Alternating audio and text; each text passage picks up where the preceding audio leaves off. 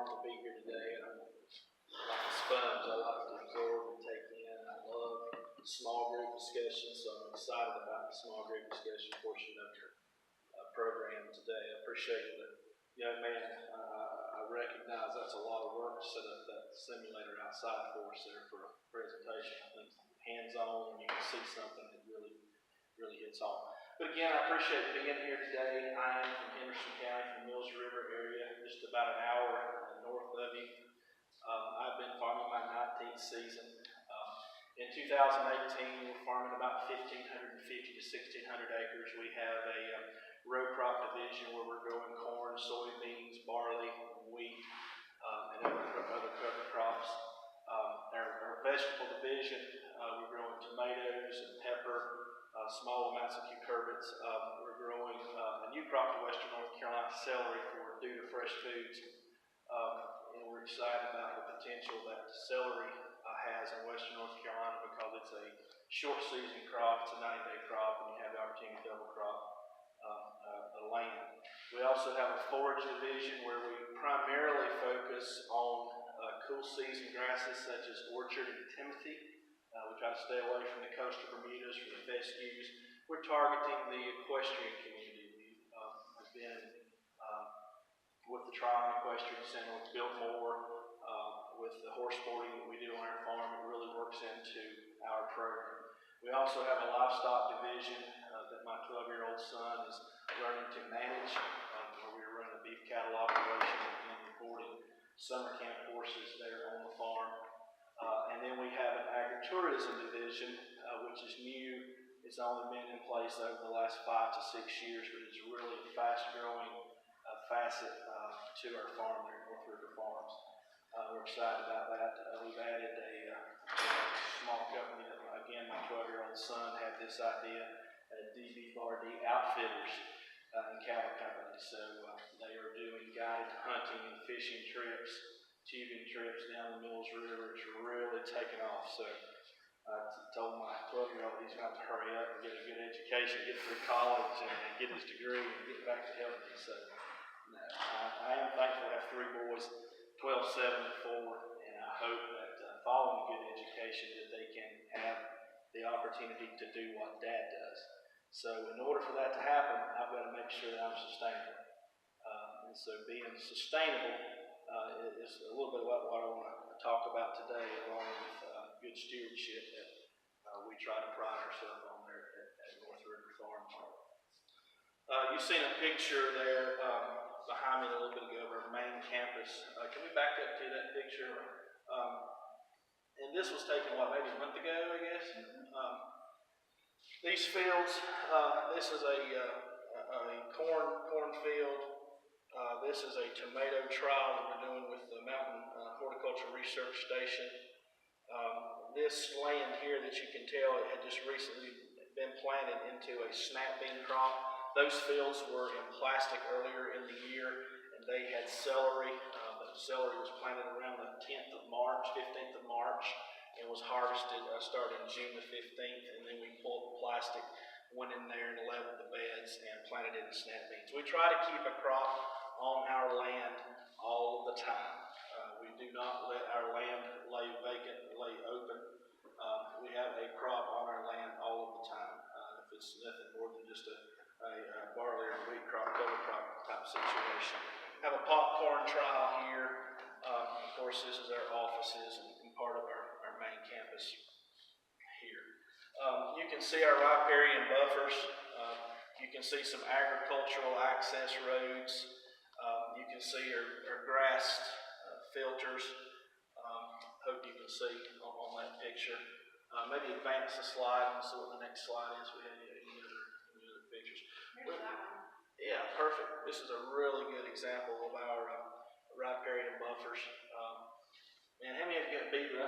Mr. Lever, I heard him talking about beavers. We fight beavers all the time. And I tell you, if we have a guy that works for me, he is a licensed state trapper. He loves it, and he loves to trap beavers. So we've got to keep these beavers under control. They pose a huge problem to us. They back up our drainage ditches and flood our fields and really make a mess in our riparian buffers. This looks like let's see, let me get my bearings. This is a corn crop. These are soybean crops here. What's the main plants in the buffer? I'm sorry? What's the main plants in the buffer? A lot of these are, well, we've got some hardwoods. A lot of them are probably sycamore, poplar trees, a lot of alders, just a lot of birch trees, wild cherry trees, and then we've got a lot of smaller vegetative plants in under the tree canopy as well. And then I remember you had grass buffers next to the hardwood buffer, right next to the field. Right? Here would be an example of where you've got the hardwood riparian buffer, then you've got the grass filter strip there as well. All of these crops would have been no-till planted. We do have to do some conventional tillage when it comes to those of you vegetable farmers in the room. You're pulling up your beds, incorporating fertilizer into the ground, fumigating the land. We do some conventional tillage, but we keep that to a minimum. And we also try to follow best management practices even with our conventional tillage. But the majority of our row crop is either no-till.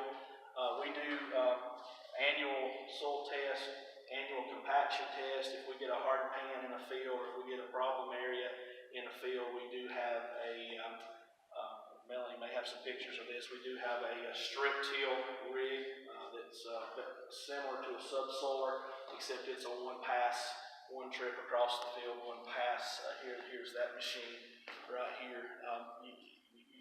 It's actually got an attachment on the back where the planter will hook up.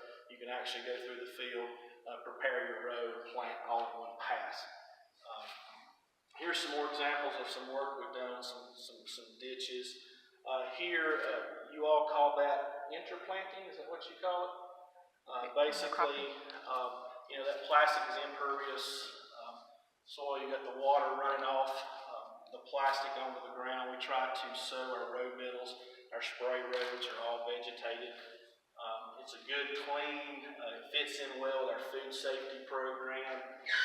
So we're excited about the programs that we have adapted in our vegetable production.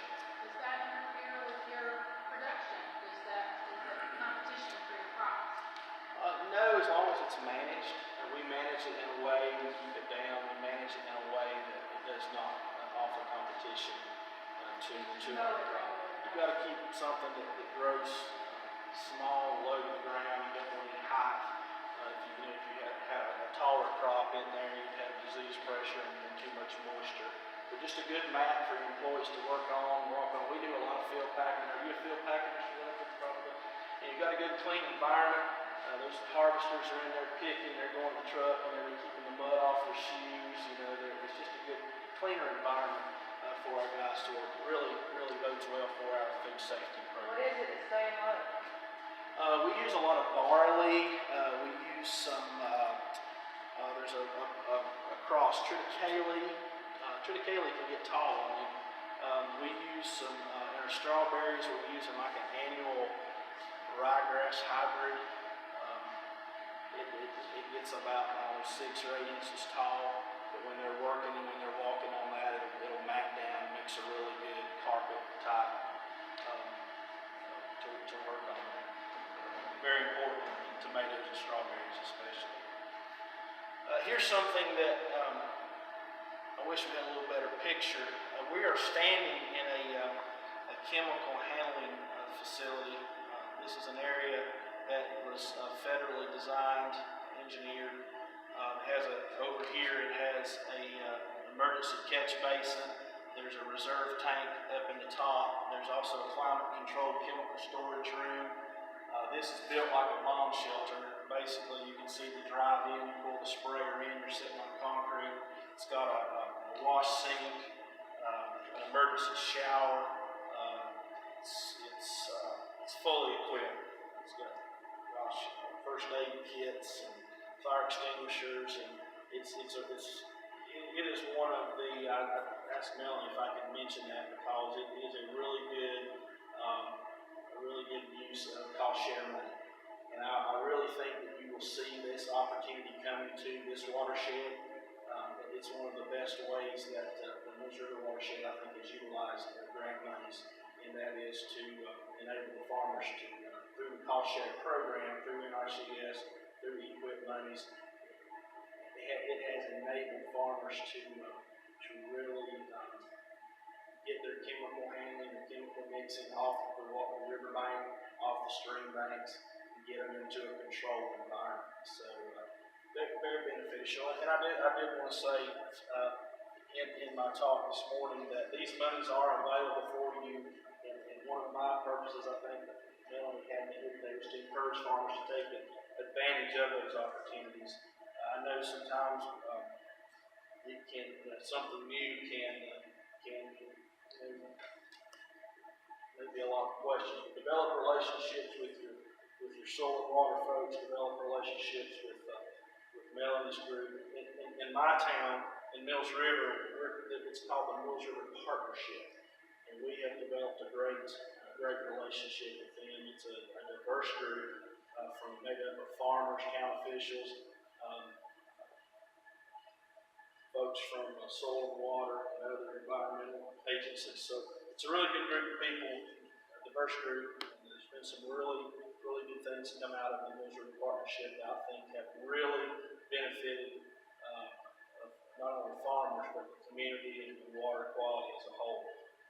And one of our biggest challenges there in farming in the mountains is water quality and good soil management, good soil conservation practices.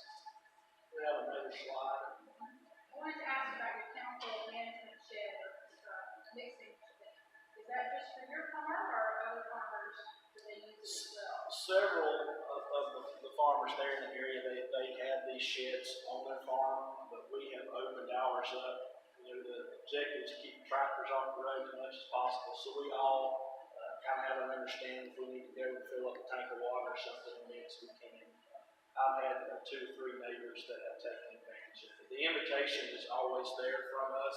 Some people take advantage of it, some people don't. So it is available. So you don't necessarily need one for every farm. You can have one that different farmers share. My idea, my thoughts on that is strategically place them in areas where they're needed. At the same time, I want to be careful there. It's not fair for John Doe to have one and Jim Doe not to have one. So, you got to weigh that in as well. I tell you a cheap way of doing it. We use truck bodies, 24-foot long bodies that come off old truck. And one of them we keep our chemicals in, and one of them we keep our records in. So we got I like it, a real neat setup. There's emergency shower, room in our for change clothes.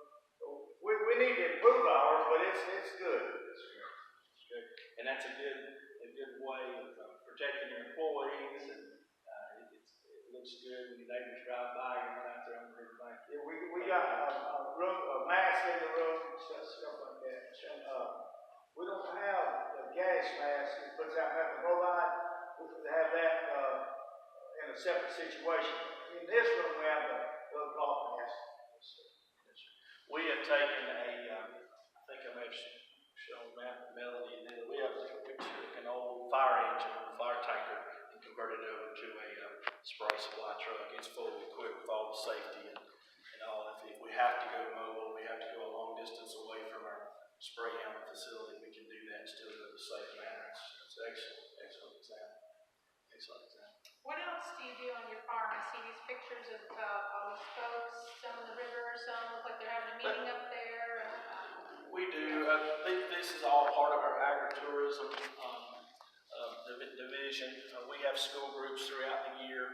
We have a lot of larger events there at the farm. Probably one of the largest and most popular, the one I get asked about a lot, is the Western North Carolina fundraiser for Toys for Tots. And over the last few years, that's turned into several thousand people. We make it a big farm show, tractor pull. They'll have a concert usually on Friday and Saturday night. But we also do farm tours. We all take the public through the farm and show them our BMPs and let them play in the river, let them go trout fishing. It's all an effort to be honest with you, it's advocacy for agriculture. Farmers and agriculture has such a small voice. We've got to do more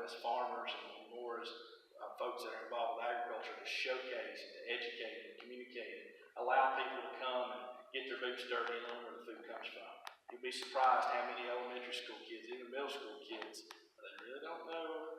I mean, they think their food comes from Ingles or Bilo or Food Line or Harris Teeter or Publix. They really don't understand exactly what it takes to get that food on their plate. So we're excited about that initiative.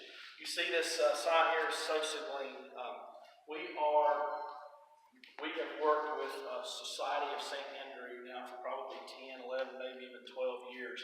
And basically, when we finish up a vegetable field, when it comes to my desk and I sign off to release that field, one of the office managers will call Society of St. Andrew, and they bring their volunteers out, and instead of that produce rotting in the field, or instead of that produce laying there on the ground, they will bring volunteers in, and they follow strict guidelines and safety. They have to comply with their food safety plan. But they come in and they glean what is left in the field, and then that food is distributed all over the southeast and even as far away as Chicago and other places to feed homeless and feed hungry people. So we're excited about that program. Deidre Duffy is the Western North Carolina coordinator. Now I'm sure there's probably a coordinator here in upstate South Carolina. I wish I thought to have done that research to find out who that person is, but that would be, and that is considered a best management practice. Gleaning fields, cutting down on food waste, that is a best management practice. So maybe that's something that Melanie can research and find out who her local coordinators are and help you as farmers with the gleaning process. Any questions about, I know there's some other vegetable farmers in the room probably, coming back to our vegetable operations, sowing your spray roads down, sowing your spray middles down, and as soon as you get your crop off the field, getting that plastic out of the field and getting a good cover crop.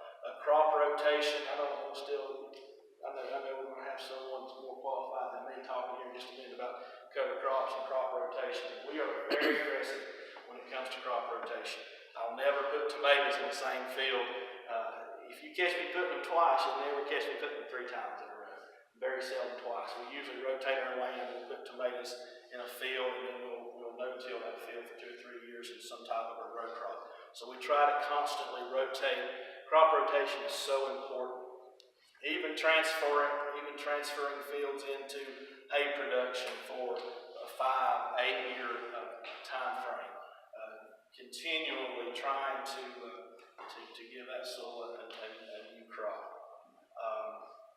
Any questions about anything that I mentioned? Yes, sir. When you put the beds up, how do you see the cover between the rows? I straddle the broadcaster. It's a simple broadcast spreader. So the ground is right now loose and you get it straight. I do it immediately. In fact, I've got a cedar running right. They may be laying plastic in this bed, in this block, and I'll have a cedar running in this block right behind us. It's as close as we can. What was the question? How do we get the intercrop? Is that what you call intercropping? How do we get the grass to grow in the spray rows and the middles in between the plastic beds? The same day as the plastic is the same day we put the seed in. And hopefully 3 to 5 days, we have a little moisture that's already starting to turn green. What about close to the plastic? Like, it's really hard to trim close to the plastic. It is. Because I did this before, and I put them wider. And so that we could get that small bush hog down the middle and had it all green, grassy, and everything. It was really pretty, but close to the plastic was really hard to keep up. Weed eater. Yes, that's what I meant. That's exactly what I meant. And I can tell she's a farmer. She's going to say that one of our biggest challenges today, Mr. Levin's going to say one of our biggest challenges as a farmer is labor. We're hurting for good labor. We've got to have a labor workforce here. We're out of business. So I know that all farmers, not only in North Carolina but South Carolina, are working with the congressman trying to get some type of a guest worker program. Farmers are not for illegal immigration. Farmers are for a legal workforce. From an emergency management standpoint, I need to know who you are. I need to know what you're allergic to. I need to know your medical history. I I need you to speak a little bit English and tell me what's wrong. You understand what I'm saying? But from a farming standpoint, there's a misconception in the public that farmers are for illegal immigration. That is not true. Farmers are for a legal workforce. So I'll get on that soapbox. Get back on the subject. But to answer her question, it is a maintenance issue. You have to weigh those. Is it worth a trip through the field with the crew, doing some cleaning, maybe doing some trimming up? We are on. We have 2 bed. These are 5-foot centers. That's a 30-inch bed top, and our celery is on a 40-inch bed top on 5-foot centers. So it's a really narrow middle. So yes, sir. Try a chemical trim, or going to do there with a directly nozzle on the edges? You can do that. We've tried that with Namoxol, and we've even tried burning it with just a burner, the new organic way of burning down vegetation. In our trials, we've tried several different things. I tell you, when I did some research on this year, is with that 40-inch bed top. And with that 40-inch bed top, you got more room for double drip if double drip interests you. But with a 40-inch bed top, you can have those tomatoes in the center, and you don't have to worry about your trim up as much as you do on a 30-inch bed top. Does that make sense? You've got more space in there for that cover crop not to compete with that tomato plant. You still get your airflow. So that may be something that we look at this year. Organic, are you conventional or organic? Mainly conventional. We do some organic, very small scale. This popcorn trial is in the picture a while ago. That was strictly organic. We have some small organic trials that are in place, but 98% conventional. Yes, sir. How many things are replaced using all that plastic? Excellent question. We are working with, you might know Craig Monty, very well known in Western North Carolina, very involved in extension his offices at the Mountain Research Station there in Fletcher. We are doing trials with paper mulch. There again, going back to labor. It's very labor intensive. It's harder to get down. It's just not as pliable as the plastic films that we use today. But there's a lot of research going in, a lot of money, a lot of grant money going into paper mulch. We have been involved in double and triple cropping plastic mulches. There's challenges there. Plastic gets brittle on you, and it costs you 3 times as much to clean. Weeds and no holes. Weeds and no holes. Are you referring to that plastic as a mulch? It's a mulch. It's a mulch barrier. Basically, the purpose of this plastic is a couple things. It serves a mulch barrier to keep your weed pressure down. It's basically a climate barrier. We're using black plastic early in the season to heat that soil, to gain those heat calories, and then in the summertime, summer crops, we're putting white plastic out there to reflect that heat back, keep that soil cooler. You got drip tubes that run under this plastic. This 30-inch bed tops, you got 1 tube, 40-inch bed top. A lot of times I'll run 2 tubes. Which also helps with erosion. Also, yes, very exactly. If you use paper instead of plastic, would you have less labor because they wouldn't have to get the paper back to the crop?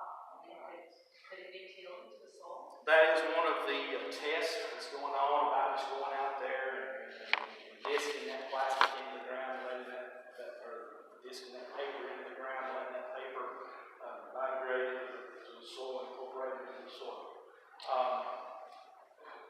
And that's the way they're leaning, the way they're trying to go with that. But, if you're a farmer that's leasing land, or you own land that you own, you go through this field, and you sow your cover crop, you like for it to look nice.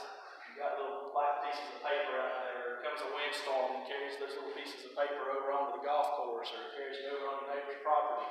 I promise you, cell phones going to get this paper out of the yard. You understand what I'm saying? So that poses some challenges, but that is something that is being looked at. Something that there's a fine line there between having a mulch that's going to hold up, that's going to work really well for you, and having a mulch that will dissolve out, break down quick enough to get into the soil as quickly as you need it to.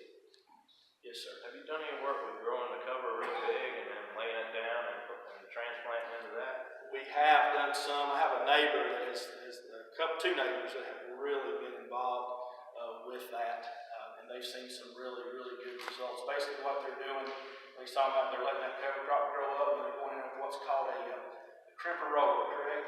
And they're crimper rolling that cover crop down, and then they're going back and no-till seeding through that. That has a lot of potential for row crops and certain crops. Now, vegetable, strawberries, and tomatoes, we've got to figure out how we're going to get that bed, how we're going to have that elevated bed, and how we're going to get to, how we're going to make that happen. So, yes, sir. How much of your crop are you losing, roughly? This year? Yeah. You don't want to know. What? No. Let me understand your question. How much are you leaving on the ground, per se? Of a given tomato crop, hopefully, and yields are going to vary. On my program, we have harvested as many as 3,000 boxes per acre. I average somewhere between 2,000 and 2,200 an acre. This year, we haven't because of the weather, the rain. We've had extreme weather from start till now. So this year, there's been a lot of waste that has gone on the ground, or has been gleaned and is being gleaned as we speak. They're gleaning today, in fact. But you're going to have some crop loss. And I'll be honest with you, I don't want to chase a rabbit and get off subject of why we're here today, but the American public is spoiled. We want the cream of the crop. We want the prize tomato. We want the prize tomato. We only want the prize tomato. It's got to shine. All those 2s, 3s, 4s, and 5s, just throw them on the ground. It doesn't matter if the farmer survives. What was the farmer going to do with that 2, 3, 4, and 5? It cost him just as much to grow that 2, 3, 4, and 5 as it did that number 1. You see where I'm going with that? So, unfortunately, we're spoiled. We want the cream of the crop. We want the prize tomato. We want the prize apple. Not only that, but go ahead and make that organic while you're doing it. Yeah, exactly. Which is even more impossible. Exactly. Good point. Very good point. I was going to say, we used to eat the corn, we'll have a worm in the ear, and they end up cut it out, and eat the rest of it. And that won't fly no more. If there's worm in that corn, it won't. You just go ahead and go plow it in. Won't work. The public is spoiled to want it the certain way that they want it. And they're wrong in what they're doing. I agree. And let me reel back, and I think my time's almost up. You motion for me when my time's up. But one thing we can do as farmers is to advocate for agriculture, educate people, communicate. One thing we can do is make sure that we leave a positive impression out there in our communities about our farms, about agriculture. If we as farmers can do everything we can to do a good job, to grow good food, safe food, and we can do a good job to take care of our environment while we're being sustainable. And it's and I'll go on record to say this. I truly believe that farmers can be sustainable and be environmentally friendly and protect our natural resources. If we don't have those natural resources, we won't be able to farm. So that's what I'm teaching my kids, and that's the way I want my kids to, if they take something from their dad as they farm in the future, I hope that they will be good stewards of the land, protect water quality, protect our natural resources all the way through our wildlife and everything. It's all one big picture. We're all on the same team. We all got to work together. And some important points that were pointed out earlier. It's not just agriculture, but agriculture's got to work with forestry, and it's got to work with the urban development that's going on. We've all got to get on the same page and work together, and we can all do better. We just all need to try to work hard and do better, and common sense goes a long ways. And I'll leave with that. Thank you for having me today. I really appreciate being here, and I'm learning a lot, and I'll take a lot back with me. So if I can ever be, you've got a beautiful, I love upstate South Carolina. I was sharing with one of the NRCS gentlemen here. I love to deer hunt. I travel down into the low country of South Carolina to deer hunt down to St. George, Bamberg, Breesville area. South Carolina is a beautiful state, and I was a little intimidated by coming here today with all these Clemson shirts. I do visit Clemson at least maybe once, twice, maybe 3 times a year to watch the ball games, but I usually come